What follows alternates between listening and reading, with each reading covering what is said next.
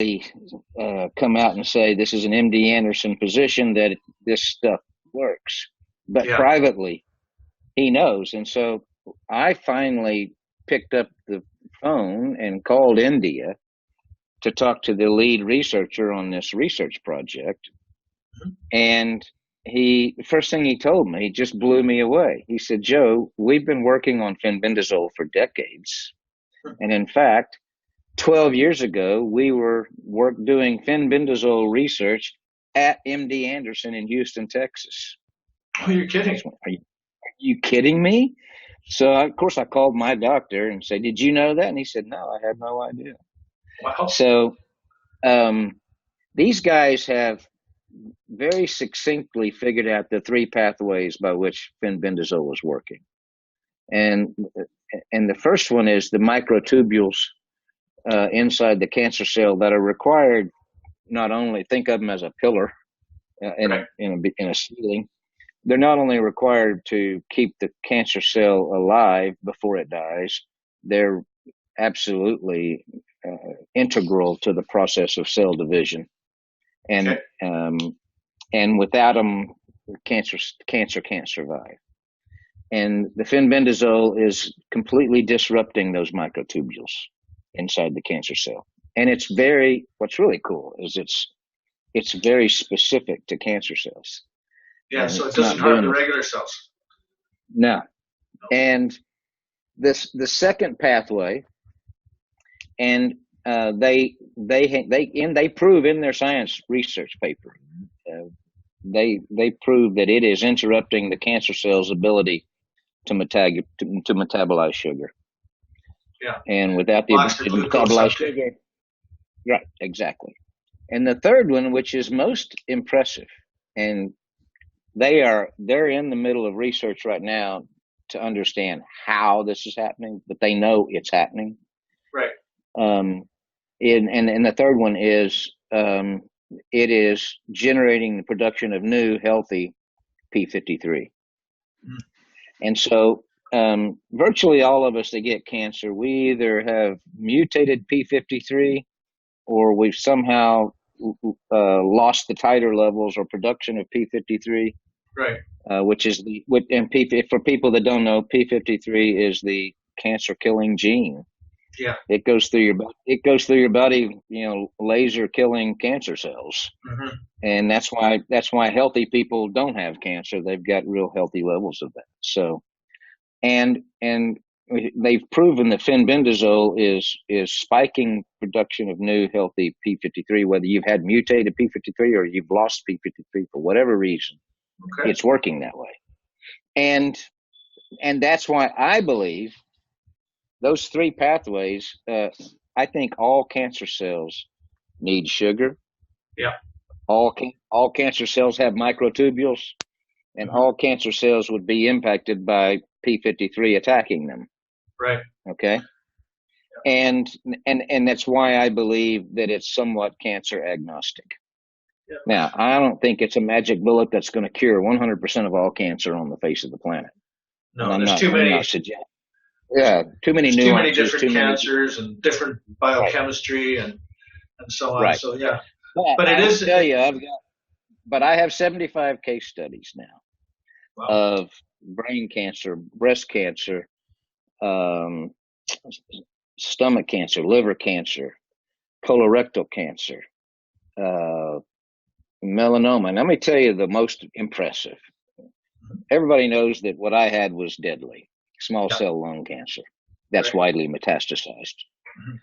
And everybody knows that there's one that's even more deadly, and that's fourth stage pancreatic. Right.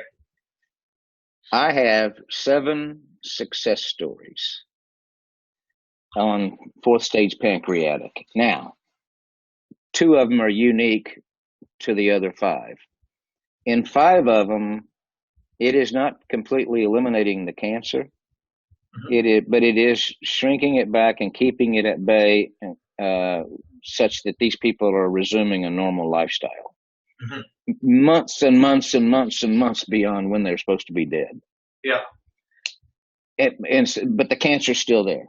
Yeah. And in 2 cases, and in both of these cases, these people took it for 18 months. These were early people that heard about me early in the game here. Right. Took it for 18 months, and they are completely no evidence of disease now. And all 7 of them were 4th stage pancreatic. That's very impressive to me. Yeah, because usually pancreatic cancer you don't find out until it's 4th stage. You know. Yeah. Right. Yeah.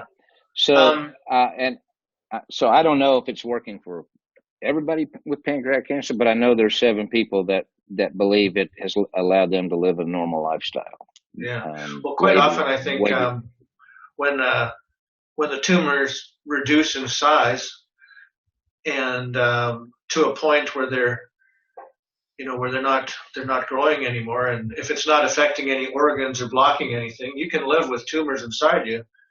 As long as they're not too big and as long as they're not aggressive. Yeah, exactly. Yeah. Now there's these are called alphametic drugs, I guess, with fen-benzol. Yeah. So I know that fen-benzol is the one that is prescribed for people, but I know there's studies done on fen-benzol showing that it's completely safe and for human consumption. But is there a difference between fen-benzol and fen-benzol? Well, look, I think they're all slightly. I mean, if you look at the molecules, they're strikingly. They're not just cousins; they're brother and sister. I mean, they're so similar. Yeah. And there's like 8 of them. And when I finally fessed up at MD Anderson what I was taking, you know what my oncologist's first response was? Oh. It was, we've known for decades that these anthelmintic class of drugs could have an impact on cancer. And he said, in fact, in the late 80s and early 90s, there was a sister drug that was called levamisole. Right. And it's an anthelmintic. And all anthelmintic means is to kill intestinal parasites. Mm-hmm. That's what it means. And levamisole was prescribed for colorectal cancer in the late 80s and early 90s. Okay. And the only reason I get a little bit passionate about this because the only reason Johns Hopkins took on mebendazole in their clinical trial work, and they've done toxicity studies, clinical trials, and full glioblastoma human trials with mebendazole, very successfully, by the way. And the only reason they chose mebendazole is because it's already FDA approved. Okay. That's the only reason. Now, because they were funded by a company that I don't trust, and I'll go into that story a little bit. I won't name names to protect the guilty. But these guys funded the Johns Hopkins research. They waited for they bought the manufacturing rights to U.S. manufacturing rights to mebendazole, which is stupid because it's a 30-year off-patent molecule. Yeah, it's past its patent date. Right, and any compounding pharmacy can make it dirt cheap. I mean, $5 a week and make a profit at it. And these guys pulled it off the market, waited for the Johns Hopkins trial to be published, and then they relaunched it with a new brand name and tried to raise the price to $500 a week from $5 a week. You can buy it in Mexico and Canada. You can buy mebendazole over the counter in the drug aisle. I mean, in the grocery aisle. You don't even need to buy it from a pharmacist. Right. And you can buy it for $3 a week in Mexico and Canada. And these guys are trying to charge somebody $400 or $500. Yeah. So the Care Oncology people, which I'm sure you are familiar with. Yes. One of their cocktail drugs is mebendazole. Yes. And they're having a lot of success, I think. Yeah, they are.